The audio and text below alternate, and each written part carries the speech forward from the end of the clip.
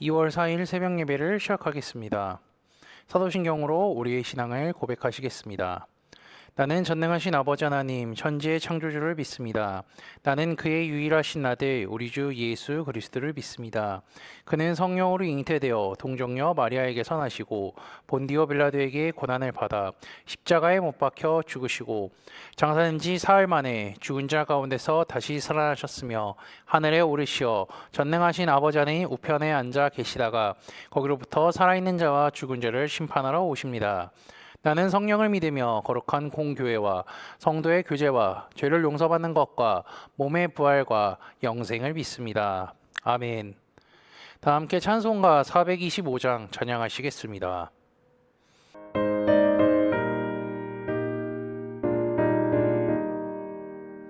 주님의 뜻을 이루소서. 고요한 중에 기다리니 지능과 같은 날 빚으소. 주님의 영성 만드소서. 주님의 뜻을 이루소서. 주님 발 앞에 엎드리니 나의 맘속을 살피시사 눈보다 이게 하옵소서. 주님의 뜻을 이루소서. 병들어 몸이 피곤할 때 권능의 손을 내게 펴서 강건케 하여 주옵소서.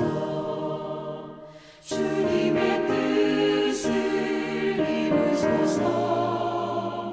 온전히 나를 주장하사 주님과 함께 동행함을 만민이 알게 하옵소서.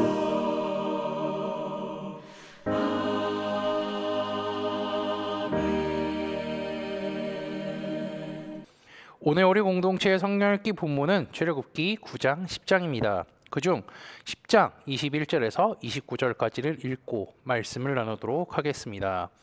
여호와께서 모세에게 이르시되 하늘을 향하여 내 손을 내밀어 애굽 땅 위에 흑암이 있게 하라. 곧 더듬을 만한 흑암이니라. 모세가 하늘을 향하여 손을 내밀매 캄캄한 흑암이 3일 동안 애굽 온 땅에 있어서 그동안은 사람들이 서로 볼 수 없으며 자기 처소에서 일어나는 자가 없으되 온 이스라엘 자손들이 거주하는 곳에는 빛이 있었더라. 바로가 모세를 불러서 이르되 너희는 가서 여호와를 섬기되 너희 양과 소는 머물러 두고 너희 어린 것들은 너희와 함께 갈지니라. 모세가 이르되 왕이라도 우리 하나님 여호와께 드릴 제사와 번제물을 우리에게 주어야 하겠고 우리의 가축도 우리와 함께 가고 한 마리도 남길 수 없으니 이는 우리가 그 중에서 가져다가 우리 하나님 여호와를 섬길 것임이며 또 우리가 거기에 이르기까지는 어떤 것으로 여호와를 섬길지는 알지 못함이니이다 하나. 여호와께서 바로의 마음을 완악하게 하셨으므로 그들 보내기를 기뻐하지 아니하고 바로가 모세에게 이르되 너는 나를 떠나가고 스스로 삼가 다시 내 얼굴을 보지 말라. 내가 내 얼굴을 보는 날에는 죽으리라. 모세가 이르되 당신이 말씀하신 대로 내가 다시는 당신의 얼굴을 보지 아니하리이다. 아멘. 자, 어제는요 첫 번째 재앙에 대해서 설교를 했고요. 오늘은 9번째 재앙에 대해서 살펴보도록 하겠습니다. 첫 번째부터 9번째 재앙까지 어떠한 재앙들이 있는지 제가 짧게 설명해 드리겠습니다. 첫 번째는요 물이 피가 되고, 두 번째는 개구리, 세 번째는 이, 네 번째는 파리, 다섯 번째는 가축의 돌림병, 여섯 번째는 악성 종기, 일곱 번째는 우박, 여덟 번째는 메뚜기입니다. 아홉 번째 재앙은요 흑암 재앙입니다. 우박 재앙이나 메뚜기 재앙보다는 눈으로 보이는 즉각적인 피해가 적다라고 생각될 수 있겠으나 이번 재앙을요 앞선 일곱 번째, 여덟 번째 재앙과 겹쳐서 생각한다면요 우리가 이 아홉 번째 재앙을 좀 더 심각하고 어려운 재앙이라고 생각하게 될 것입니다. 우박 재앙으로요 수많은 농작물들이 쓰러졌고요. 그 후에 자랐던 농작물들까지 삼킨 메뚜기 재앙.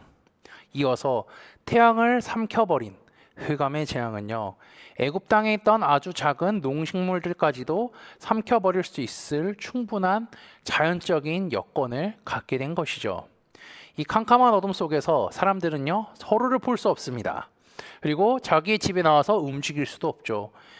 이것은 일식처럼 잠깐 지나간 것이 아니라 3일 동안 계속되었습니다.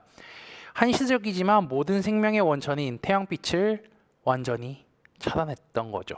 이것은요, 어떤 사람이라도 이것을 그냥 일식, 단순히 해가 며칠 동안 안 난 것이라고 하는 것이 아니라 재앙이라고 충분히 이야기할 수 있을 것입니다. 그리고 하나님께서 태양빛을 차단함으로써 빛을 통해 나오는 생명의 원천을 차단한 것을 넘어서 숨겨진 의미가 또 하나 있습니다. 이것은요, 애굽 사람들에게 이 9번째 재앙은 세계관이 무너질 정도로 충격적인 사건이라는 것입니다. 애굽의 신들 중에는요, 태양의 신 라라는 존재가 있습니다. 그는 최고 신 중에 하나라고 불리며 애굽의 왕 바로는 이 태양신 라의 아들이자 대리인으로 애굽 땅에 빛을 선사하는 자로 여겨졌습니다. 그런데 전지전능하신 하나님 앞에서 태양신의 아들이자 대리인인 애굽 왕 바로도 그 태양신이라는 존재도 아무런 힘을 발휘할 수 없었을 뿐만 아니라 애굽 사람들이 믿는 신의 무력함을 온 나라 사람들이 다 알게 된 것이죠. 그래서 흑암재앙은요, 애굽의 최고의 신을 무너뜨렸을 뿐만 아니라 모세와 히브리 사람들이 믿는 하나님이 유일한 최고의 신이라는 것이 증명된 사건이기도 합니다. 근데 여기서 한 가지 조금 특이한 것이 있습니다. 하나님께서는요, 애굽 전역에 흑암을 내려서 자신이 어떤 분인지 보여주면서요, 애굽 사람들에게는 쐐기를 박는 것을 한 가지 더 보여주시는데요. 그것이 무엇이냐면 온 이스라엘 자손들이 거주하는 곳에는 빛이 있었더라 라는 말씀이 있죠. 애굽을 덮친 흑암 속에 빛이 나는 한 곳이 있었죠. 그곳은 이스라엘 백성들이 살고 있던 고센 땅이었습니다. 애굽 사람들은 흑암 때문에 집 밖으로 나가지도 못했는데요, 이스라엘 자손들은 빛이 있는 생활, 평상시와 다름없는 생활을 하고 있었던 것이죠. 이것은요, 이스라엘 입장에서 보면요, 하나님의 사랑과 섬세함이 보일 뿐만 아니라 재앙을 겪고 있는 애굽 사람들에게는요, 흑암을 내리셨던 하나님이 고센 땅만 딱 정해서 빛을 내리시는 분임을 보여준 것과 같습니다.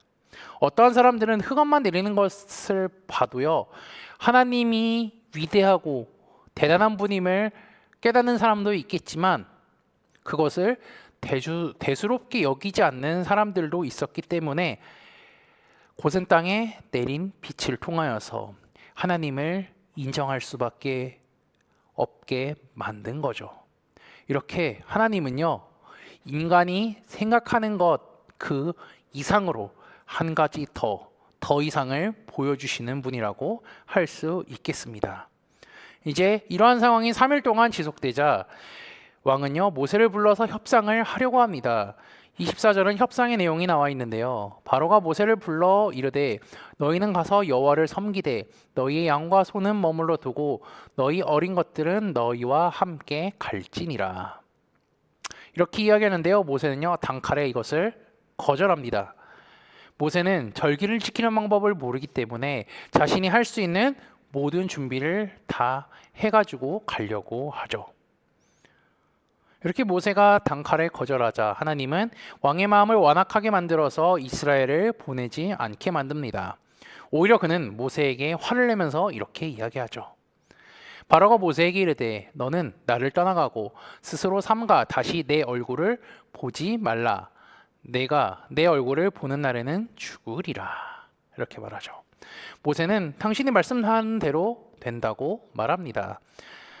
29절에 모세가 한 말은요, 단순한 비아냥일 뿐입니다. 그런데 이게 단순한 비아냥이지만 10번째 재앙에 이르러서 그가 죽은 자 같이 된다는 것을 우리는 자연스럽게 성경을 읽으며 확인할 수가 있습니다. 애굽 땅에 흑암이 내려졌습니다. 눈에 보이는 흑암이 내려졌는데 바로 왕의 마음속은요, 눈앞에 흑암뿐만 아니라 그의 마음속에 이미 흑암의 상태가 된 것이요. 시간이 갈수록 그의 마음은 점점 더 어두워지고 그 안에 흑암만 그냥 가득할 뿐이었습니다. 마음이 어둡기 때문에 하나님의 사인도 알지 못합니다. 그리고 하나님의 진정한 뜻도 알지 못하죠. 눈앞에 그분의 놀라운 일하심과 역사하심이 보여진다 할지라도 말이죠. 마음이 어둡기 때문에 영적인 것을 전혀 보지 못하고요. 자기 마음대로 말하고 행동할 뿐입니다. 이스라엘 사람들과 애굽 사람들은 계속해서 하나님의 위대하심을 눈으로 직접 보고 경험하고 있습니다. 왕 역시 마찬가지죠. 그런데 우선은 사람들만 한번 볼까요?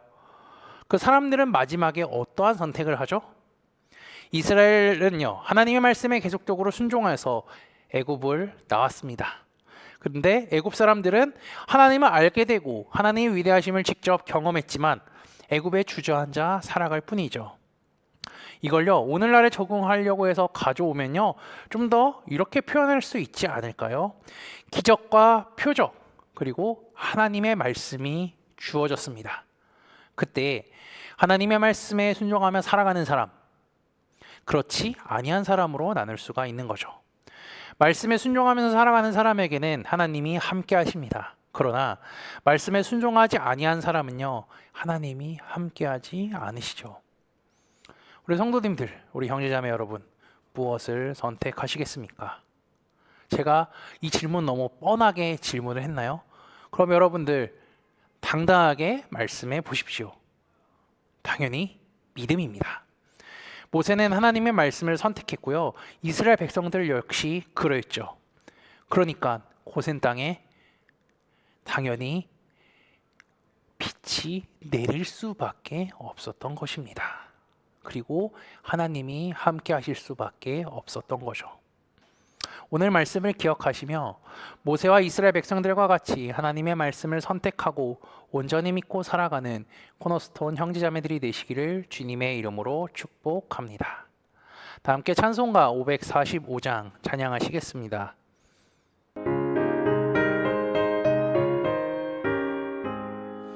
이 눈에 아무 증거 아니 되어도 믿음만을 가지고 선을 걸으며 이 귀에 아무 소리 아니 들려도 하나님의 약속 위에 서리라.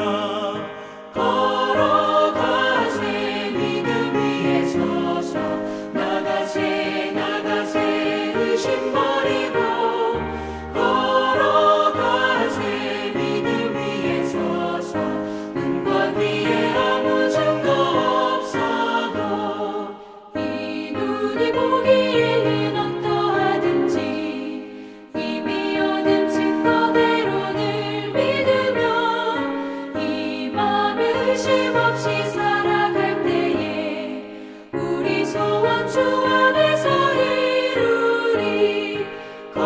걸어가세 믿음 위에 서서 나가세 의심 버리고 걸어가세 믿음 위에 서서 눈과 귀에 아무 증거 없어도 주님의 거룩함을 두고 맹세한 주 하나님 아버지는 참 기쁘다.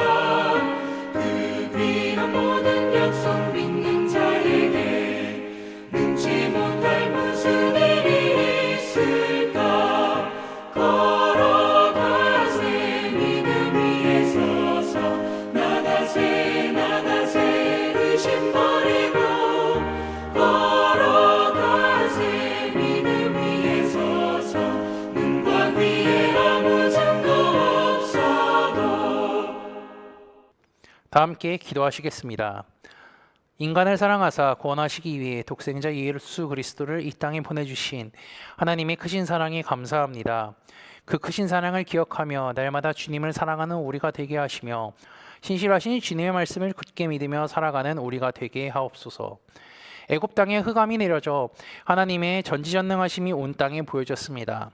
게다가 그 상황 속에서 자기 백성을 보호하시는 섬세한 하나님의 사랑을 말씀을 통해 배우게 하시니 감사합니다. 모세와 이스라엘 백성들이 주님의 말씀을 믿으며 살아갔던 것 같이 우리도 주님을 온전히 믿게 인도하여 주옵소서. 지난주 말씀을 기억하며 기도합니다. 하나님의 친구는 성경을 믿는다는 사실을 말씀을 통해 깨닫게 하시니 감사합니다. 성경은 예수님에 대한 이야기가 가득할 뿐더러 하나님이 예수님을 보내셨다는 사실이 기록되는 것을 잊지 않게 하옵소서. 아울러 성경 말씀을 믿는 자들을 통하여 하나님께서 기쁘게 받으실 뿐더러 의롭게 하신다는 사실을 깨달았으니 신실하게 하나님과 하나님께서 주신 성경 말씀을 믿으며 살아가는 우리가 되게 인도하여 주옵소서. 예수 그리스도의 이름으로 기도합니다. 아멘. 이 시간 합심으로 기도할 제목들을 나눕니다. 먼저 깨어있는 신앙과 하나님 나라를 사모하고 주님의 다시 오심을 기다리며 살도록 기도하시고 지금 당하고 있는 어려움을 극복할 수 있는 믿음과 지혜를 위해 기도하시기 바랍니다. 아울러 교회를 이끌어 가시는 사랑하는 담임 목사님과 사역자들을 위해 기도해 주시기 바라며 오늘 저녁부터 시작되는 열왕기상 성경 공부와 목요 목회자 세미나를 위하여서 그리고 금요일에 있는 금요기도회를 위하여서 속으로 번들을 위해 환호의 건강과 회복을 위해 각자 가지고 계신 기도의 제목들을 놓고 기도하시기를 바라며 오늘도 주 안에서 승리하십시오.